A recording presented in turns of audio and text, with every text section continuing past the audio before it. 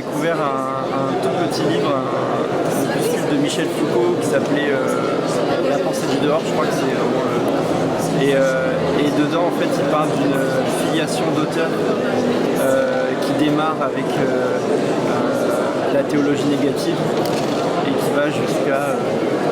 alors, il ne cite pas Chestov directement, mais il parle de Kierkegaard, puis de Bataille, de Blanchot, Kierkegaard aussi. Enfin, voilà.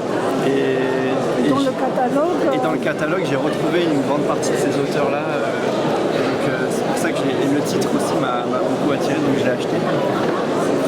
Et franchement, oui, il est très bien illustré. Il y a de très belles pages. J'ai découvert aussi certains auteurs, autrices que je ne connaissais pas, notamment Vespalov.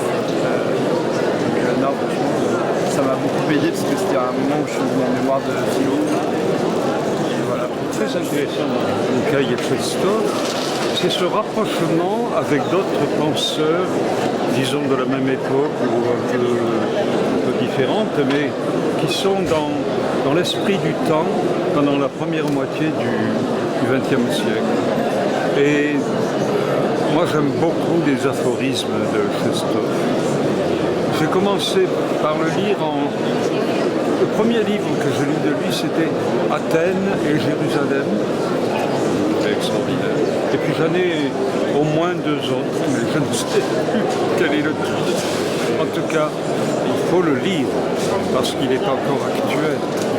Et parce que dans ses pensées, qui sont toujours très bien exprimées, je trouve que c'est beau comme langue.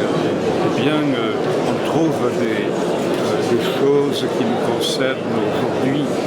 Et donc, c'est un auteur qui fait du bien.